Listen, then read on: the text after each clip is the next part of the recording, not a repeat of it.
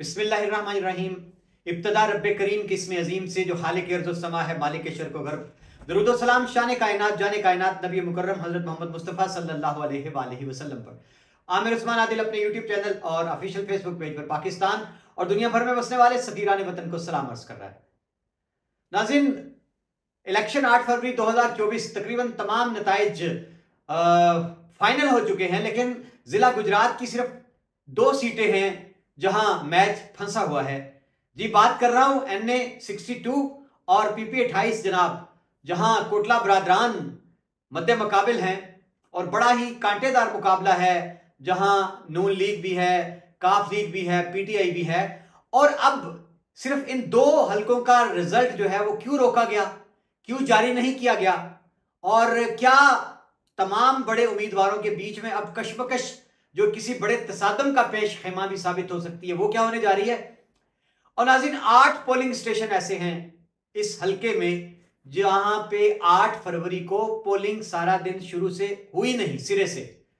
यानी 8 polling station ऐसे हैं जिन पे 8 फरवरी को एक वोट भी कास्ट नहीं किया गया था। ये 8 पोलिंग स्टेशन कौन से हैं, और अब जो नोटिफिकेशन है कामयाब उम्मीदवारों का इस हलके से, उसकी राह में बड़ी रुकावट ये 8 पोलिंग स्टेशन हैं।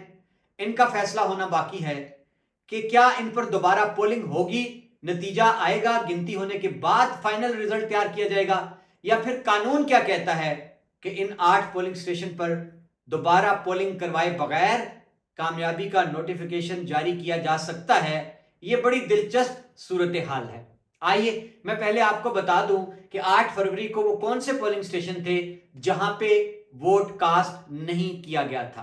जी नाज़रीन, सबसे पहले जो हमारे पास फहरिस्त है, इसमें नोथिया गांव है, और यहां पे जो रजिस्टर्ड वोट हैं उनकी तादाद है 2208। तो ये जनाब, यहां उस दिन 8 फरवरी को पोलिंग का अमला ना पहुंचने की वजह से, दीगर वजूहात की बिना पर पोलिंग नहीं हुई थी। अब ये जो मुश्तरका पोलिंग स्टेशन है नोथिया और मेड़, ये 2 आबादियों का है, और यहां कुल रजिस्टर्ड वोटर्स की तादाद है 2208। अब नाज़रीन, इसके बाद अगला जो पोलिंग स्टेशन है वो थाना ककराली का है, सरसाल। यहां सिंगला सरसाला ये मिला के कंबाइंड पोलिंग स्टेशन है, और यहां रजिस्टर्ड वोटर की तादाद है 1897, 1897।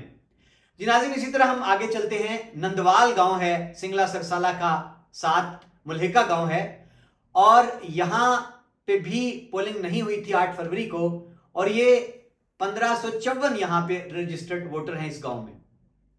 इसके बाद जनाब सुहाल गांव है, चैदियां, इसके साथ मिला के इसका कंबाइंड पोलिंग स्टेशन बनाया गया था, और यहां पे 1310 कुल रजिस्टर्ड वोटर ने अपना वोट कास्ट करना था। जनाब, इसके बाद पलाग्रा है, और पलाग्रा में असड़ और पलाग्रा को मिला के 2 देहात को इनका एक पोलिंग स्टेशन कायम किया गया था, और यहां 1412 कुल वोटर्स की तादाद है जिन्होंने अपना हक रायदही इस्तेमाल करना था। जी जनाब, इसके बाद मरजान है, ये भी मुल्हिका गांव है, सारे सुहाल, पलाग्रा, मरजान। मरजान गांव में पोलिंग स्टेशन जो था, साथ इसके सैदा भी शामिल था, और यहां 1021 रजिस्टर्ड वोटर ने अपना वोट कास्ट करने आना था। जी जनाब, इसके बाद बात करेंगे चाचोआल। ये सारे देहात जो हैं ये एक ही पट्टी पे हैं, और चाचोआल में 866 वोटर्स ने अपना हक रायदही इस्तेमाल करना था। ये जनाब, और इसके बाद 8वां पोलिंग स्टेशन जो है वो साका है। नाज़रीन, साका जहां 2027 वोट रजिस्टर्ड हैं, और याद रहे कि साका के पोलिंग स्टेशन पर मुबैना तौर पर इतलात ये हैं कि पोलिंग के बाद गिनती नहीं हुई थी और बैलेट पेपर्स को जला दिया गया था। जी नाज़रीन, ये एक बहुत बड़ी खबर है कि साका में बैलेट पेपर्स जला दिए गए थे। अब जनाब, ये 8 पोलिंग स्टेशन हैं, और इनका वोट मिला के कमोबेश ये 12,000 से जायद बनता है। अब नाज़रीन, सूरत हाल बड़ी दिलचस्प है। इलेक्शन के कवायद और ज़वाबित क्या कहते हैं कि 8 पोलिंग स्टेशन पे अगर पोलिंग ही नहीं हुआ तो क्या NA 62 PP 28 का रिजल्ट हतमी मुकम्मल जारी किया जा सकता है। इस पर मेरा राब्ता हुआ गुजरात के सीनियर कानूनदान हैं चौधरी मसूद अख्तर एडवोकेट, जिन्हें इलेक्शन रूल्स के ऊपर कवानीन पर अथॉरिटी समझा जाता है। मैंने टेलीफोन पर उनसे राय ली, उनसे कानूनी मशावरत की और उनका यह जवाब था कि इलेक्शन के कवायद व ज़वाबित के मुताबिक, आईने पाकिस्तान के मुताबिक, इलेक्शन रूल्स के मुताबिक अगर किसी हल्के के कुछ पोलिंग स्टेशन रह जाएं जहां पे पोलिंग किसी वजह से ना हो पाए, तो फिर वहां जरूरी यह होता है कि जब बाकी तमाम हल्के के पोलिंग स्टेशन की गिनती हो जाए तो वो उम्मीदवार जो जीत रहा हो बाकी तमाम पोलिंग स्टेशन पर, उसकी लीड को देखा जाता है, बर्तरी को देखा जाता है और फिर वो पोलिंग स्टेशन जो रह जाएं जहां पोलिंग नहीं हुआ उनके रजिस्टर्ड वोटर्स को देखा जाता है, उनको काउंट किया जाता है। अगर मार्जिन जीतने वाले उम्मीदवार का उन तमाम हलकों के जहां पे पोलिंग स्टेशन पे पोल नहीं हुआ था, रजिस्टर्ड वोटर्स, कास्ट वोट की बात नहीं कर रहे, रजिस्टर्ड वोटर जो हैं उनकी तादाद से ज्यादा हो उसकी लीड, तो फिर आइन कहता है उस हलके में दोबारा उन पोलिंग स्टेशन पर कतन रीपोल नहीं होगा, दोबारा वहां पे पोलिंग नहीं होगी और जीतने वाले उम्मीदवार की कामयाबी का नोटिफिकेशन बगैर उन हलकों में दोबारा पोलिंग करवाए जारी कर दिया जाएगा। और कवानीन ये कहते हैं चौधरी मसूद अख्तर एडवोकेट के मुताबिक कि अगर उन 8 हलकों में पोलिंग नहीं हुआ, उनके रजिस्टर्ड वोटर की तादाद ज्यादा निकलती है जीतने वाले उम्मीदवार की लीड से, तो फिर आइन कहता है वहां हर सूरत उन हलकों में दोबारा पोलिंग स्टेशन पर आप पोलिंग करवाएंगे और फिर उसकी गिनती को शामिल करेंगे, फिर हतमी नतीजा वहां से जारी करेंगे। नाज़रीन, बड़ी दिलचस्प सूरत हाल है कि अब जो मैंने आपके लिए अदाद शुमार जमा किए हैं इन 8 पोलिंग स्टेशंस के, तो जो रजिस्टर्ड वोटर हैं उनकी तादाद अगर कुल मिलाई जाए तो ये 12,000 वोट से जायद बने हैं। अब आते हैं NA 62 PP 28 में कौन सा उम्मीदवार फॉर्म 45 के मुताबिक अपनी जीत का दावा कर रहा है। चौधरी मोहम्मद इलियास हैं PTI के उम्मीदवार, हल्का NA 62 से। उनका यह दावा है कि मेरे पास जितने फॉर्म 45 हैं उनके मुताबिक मेरी लीड कमोबेश 25,000 से 30,000 तक है। अब नाज़रीन, हल्का PP 28 से चौधरी शाहिद रजा PTI के नामजद करदा उम्मीदवार, उनका दावा है कि मेरे फॉर्म 45 के मुताबिक मेरी लीड 16-17,000 से 20,000 तक है। अब रजिस्टर्ड वोट 8 पोलिंग स्टेशन के, उनकी कुल तादाद बनी 12,000, यानी चौधरी इलियास हों या चौधरी शाहिद रजा, इनकी लीड उन रजिस्टर्ड वोट से ज्यादा है जहां पे दोबारा पोलिंग का इम्कान है। तो इस अदाद शुमार की इस खेल को देखते हुए वाजे हो गया कि अगर तो चौधरी शाहिद रजा और चौधरी इलियास की जीत का ऐलान करना है, नोटिफिकेशन जारी करना है, तो फिर यहां 8 पोलिंग स्टेशन पर नाजरीन दोबारा पोलिंग नहीं हो सकती। बड़ी ही दिलचस्प सूरत हाल है। अब नाजरीन, अगर फर्ज कर लें कि बड़ा टफ कांटेदार मुकाबला है यहां चौधरी आबिद रजा का चौधरी इलियास के साथ और चौधरी शबीर अहमद का चौधरी शाहिद रजा के साथ।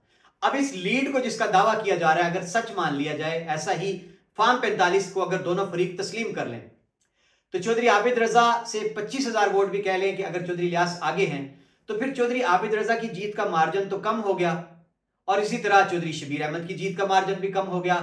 अगर रिटर्निंग अफसर हल्का NA 62 PP 28 वो अगर मान लें कि चौधरी आबिद रजा चौधरी शबीर अहमद का नोटिफिकेशन करना चाहें तो उनकी जीत का मार्जिन होगा कम, तो फिर यहां उनको इलेक्शन करवाना पड़ेगा। बड़ी ही सूरत हाल गंभीर हो चुकी है, फंस चुकी है। यह थी जनाब सारी सूरत हाल जो मैंने आपके सामने रख दी। अब फैसला मुतवक्को है, सारी नजरें पूरे जिला की लगी हैं इन 2 हलकों के ऊपर और तमाम जमातों के कारकुनान का जो है वो जान पे बनी हुई है कि कब फाइनल होगा। और अब फेसबुक पे ऊपर लड़ाई शुरू हो चुकी है कारकुनान के बीच। काफ लीग वाले दावा कर रहे हैं कि अनकरीब सरप्राइज आ रहा है, चौधरी मूसा इलाही की जीत का नोटिफिकेशन जारी होने वाला है और वो ये कह कर छेड़ रहे हैं PTI वालों को और नून लीग वालों को। अब नून लीग वाले चौधरी आबिद रजा के हक में एक बड़ी कैंपेन शुरू कर चुके हैं फेसबुक पे कि हम किसी साजिश को कामयाब नहीं होने देंगे चौधरी आबिद रजा के खिलाफ। और PTI वाले जो हैं वो बेचारे तो बस इस आस पे हैं क्योंकि पूरे जिले में PTI के उम्मीदवार जीते हुए थे, उन सबको हरा दिया गया। अब नाज़रीन देखना यह है कि क्या ऐलान होता है और क्या अगर चौधरी शाहिद रजा और चौधरी मोहम्मद इलियास इनकी जीत के मार्जिन को तस्लीम करते हुए तो फिर तो वहां पर रीपोल नहीं करवाना पड़ेगा 8 पोलिंग स्टेशन पर। रिटर्निंग अफसर जो हैं इस हलके के, उनके ऊपर बड़ा शदीद दबाव था, लेकिन वो दबाव को बर्दाश्त कर गए और उन्होंने कहा मैंने इलेक्शन कमीशन को मेल की हुई है कि इन 8 पोलिंग स्टेशन का क्या करना है। मेल का जवाब आ जाए तो उसके नतीजे में फिर इस हलके के मुस्तकबिल का फैसला हो जाएगा। नाज़रीन, आखिरी इतलात ये है कि चौधरी मूसा इलाही का जब से बाज़गश्त सुनाई दी कि उनका नोटिफिकेशन होने वाला है MNA का, तो चौधरी आबिद रजा की जानिब से बड़ा सख्त पैगाम दे दिया गया है, मज़ाहमत की गई है। और अब आखिरी जब मैं ये वीडियो रिकॉर्ड करवा रहा हूं तो मेरी इतलात के मुताबिक इस वक्त सराय आलमगीर में जो रिटर्निंग अफसर का दफ्तर है उसके बाहर चौधरी आबिद रजा भी मौजूद हैं, चौधरी शाहिद रजा, चौधरी इलियास तो कल से मौजूद हैं। अब देखना ये नाज़रीन कि इस हलके के मुस्तकबिल का फैसला क्या होता है। अब से कुछ देर बाद शायद नतीजा आ जाए तो फिर दोबारा मैं आपकी खिदमत में हकायक रख दूंगा। आमिर उस्मान आदिल को इजाजत दीजिए, अपना ख्याल रखिएगा, अल्लाह हाफिज।